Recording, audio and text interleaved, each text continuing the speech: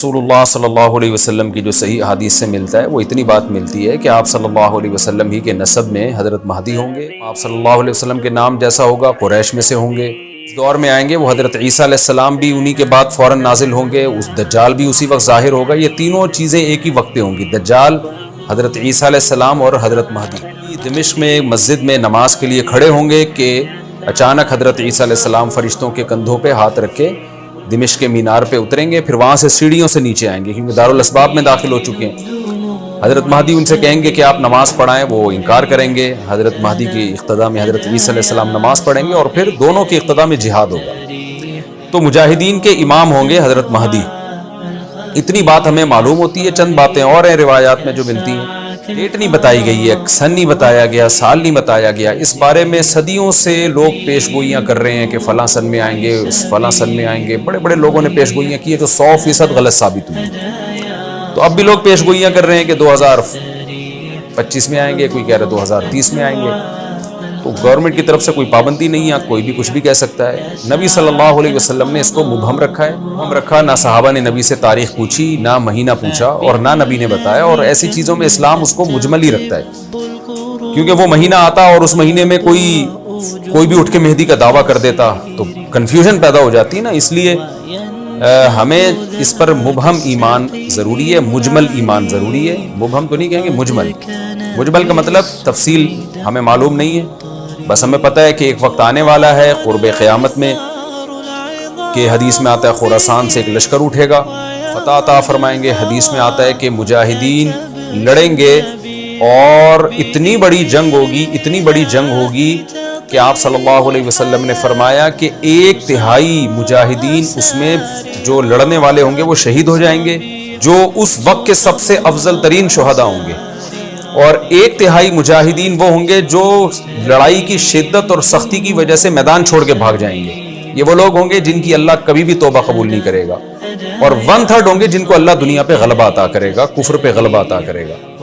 تو یہ اس وقت پھر حضرت مہدی کی قیادت میں جہاد ہوگا اور پوری دنیا میں امن قائم ہو جائے گا. حضرت عیسیٰ ابن مریم بھی اسی وقت نازل ہوں گے، دجال کو قتل کریں گے. اور دفعہ، یعنی ایک دفعہ تو اسلام دنیا میں غالب آ چکا ہے، تو ایک اور دفعہ اسلام حضرت مہدی حضرت عیسیٰ ابن مریم کے ذریعے پوری دنیا میں غالب آ جائے گا. خیر ہی خیر ہوگی، جزیے کا نظام ختم ہو جائے گا اور اللہ تعالیٰ اپنی برکتوں کو کھول دے گا. آسمان کی برکتیں، خوب بارشیں برسیں گی. ایک روایت میں آتا ہے، ترمذی کی روایت ہے، اتنے بڑے بڑے انار پیدا ہوں گے کہ اس کے چھلکے کو لوگ سائبان کے طور پہ استعمال کریں گے. ایک ایک انگور کا دانہ کئی لوگ نچوڑ کے پئیں گے.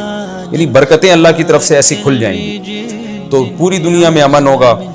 تو یہ جو نبی صلی اللہ علیہ وسلم کی جو بعثت تھی نا، آپ صلی اللہ علیہ وسلم کی، وہ کیا تھی؟ قرآن میں آتا ہے لِيُظْهِرَهُ عَلَى الدِّينِ كُلِّهِ.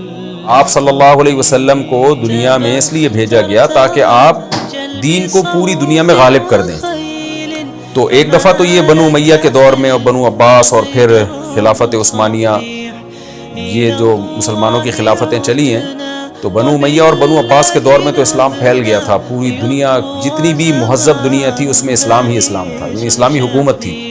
سب مسلمان نہیں تھے لیکن حکومت اسلامی تھی، سب مسلمانوں کے زیر سایہ تھے. اب پوری دنیا میں کیفیت کے لحاظ سے، کمیت کے لحاظ سے، کوانٹٹی کوالٹی دونوں لحاظ سے اسلام کو دنیا میں غالب کرے گا. اس کے لیے اللہ نے حضرت مہدی اور حضرت عیسیٰ ابن مریم کا انتخاب کیا ہے. اتنا ہمارا ایمان ہے. اب کیا ہوتا ہے کہ ہر تھوڑے دن میں کوئی مہدی اٹھ کے دعویٰ شروع کر دیتا ہے. اور تو امام مہدی سب سے پہلی بات یہ مجاہد ہوں گے، بڑی اہم ترین بات یہ ہے. اور انہی کے دور میں حضرت عیسیٰ ابن مریم بھی نازل ہوں گے، تو اور دجال بھی ظاہر ہوگا. تو اس لیے یہ تینوں چیزیں ایک ساتھ ہیں، اس لیے ان کو پہچاننے میں اہل اسلام کو دشواری نہیں ہوگی. حضرت مہدی کو تو لوگ خود تلاش کریں گے. ان کی علامتوں میں سے یہ بھی ہے، وہ دعویٰ نہیں کریں گے. لوگ اہل اللہ، بزرگان دین، علماء ان کو خود تلاش کریں گے. آج لوگ خود دعویٰ کر رہے ہوتے ہیں حضرت مہدی ہیں، میں حضرت مہدی ہوں. تو وہ دعویٰ جو کرے گا اس کا مطلب وہ تو ہو ہی نہیں سکتا. تو اس لیے ہمیں اس ٹاپک کو ختم کر دینا چاہیے، اس سینس میں ختم کر دینا چاہیے کہ جو دعوے کر رہے ہیں نا کہ کل آ رہے ہیں، پرسوں آ رہے ہیں، فلاں سن میں آ رہے ہیں، اس سینس میں اس ٹاپک کو ہمیں ختم کر دینا چاہیے. ہاں، جتنا احادیث میں ہے اس کو بیان کرنا چاہیے. اور جو لوگ بھی خلاف سنت ہوتے ہیں وہ تو حضرت مہدی ہو ہی نہیں سکتے. آج تو مہدی ہونے کا دعویٰ ایسے پاگل فضول قسم کے لوگ کر رہے ہیں جو انسان ہونے کا دعویٰ کرنے سے پہلے ان کو سوچنا چاہیے کہ ہم انسان کے بچے بھی ہیں کہ نہیں. پوچھا ہے کہ کیا امام مہدی نبی ہوں گے؟ امام مہدی نبی ہوں گے یا صحابی؟ اس بارے میں وضاحت فرما دیں۔ نہ وہ نبی ہوں گے نہ صحابی ہوں گے، کیونکہ صحابی تو وہ ہوتے ہیں جنہوں نے اسی زندگی میں آپ صلی اللہ علیہ وسلم کو ایمان کی حالت میں دیکھا ہو۔ حضرت مہدی اور نبی کا زمانہ تو صدیوں کا فاصلہ ہے اس کے درمیان، تو نہ تو نبی ہوں گے نہ صحابی ہوں گے، نیک ہوں گے، بزرگ ہوں گے، بس مہدی کا معنی ہدایت یافتہ، سیدھے راستے پر ہوں گے۔